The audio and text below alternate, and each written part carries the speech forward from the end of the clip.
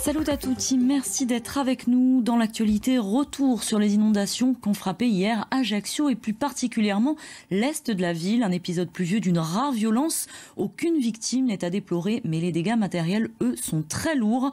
Les pompiers ont dû intervenir 150 fois. Reportage de Camille Wamser et Jacques-Paul Stéphanie. Le quartier des Salines d'Ajaccio se réveille groggy. La place centrale est déserte. Les habitants sont encore assommés par la catastrophe qui vient de les frapper.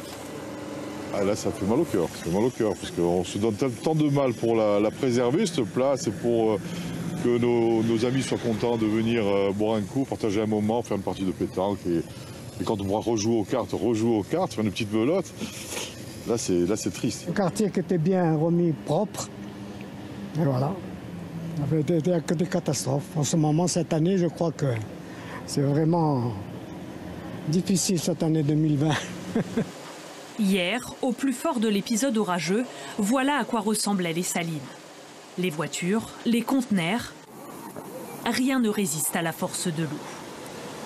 Plus de 150 habitants sont secourus par les pompiers, 15 personnes sont relogées. Toute la nuit, des opérations de pompage ont lieu dans le quartier pour tenter d'évacuer l'eau venue s'infiltrer dans les caves, les commerces. Dans ce salon de coiffure, il ne reste malheureusement plus rien à sauver. Je ne sais même pas à quelle heure ça a commencé, je ne sais même pas à quelle heure il est, voilà. J'attends qu'ils enlèvent un petit peu l'eau et après je rentre, quoi. De toute façon, il n'y a rien à faire. Il n'y a rien à faire, voilà. Même constat dans le hall et dans la cave de cet immeuble. Alors que les voitures continuent d'être évacuées, les travaux de voirie s'accélèrent pour permettre de rouvrir les routes à la circulation. Un arrêté reconnaissant l'état de catastrophe naturelle a été demandé ce matin. Et conséquence de ces intempéries, depuis hier, la polémique enfle dans la cité impériale. D'aucuns se demandent comment l'eau a pu monter à ce point alors que d'importants travaux ont été réalisés sur les exutoires de la ville.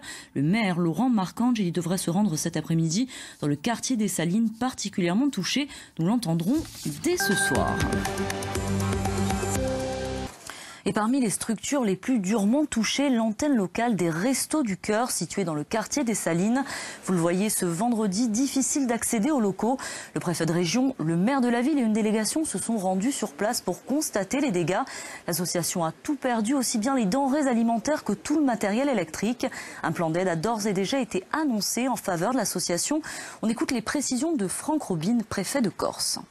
Nous allons leur annoncer une aide immédiate pour que dès demain, ils puissent effectivement fonctionner. C'est important dans cette période de besoins alimentaires accrus suite à l'épisode Covid qu'une institution aussi forte et aussi utile que les Restos du Cœur puissent compter sur nous, sur notre solidarité.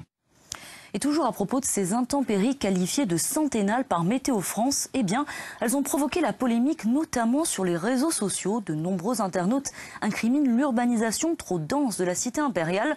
Selon eux, elle serait à l'origine de ces inondations. Est-ce vraiment le cas? Élément de réponse, Laura Brunet, Stéphane Agostini. Oh my God, ma voiture! Des voitures emportées par les flots, des bouches d'égout débordantes. Hier, en 30 minutes, l'équivalent d'un mois de pluie s'est déversé sur la ville, inondant les quartiers est.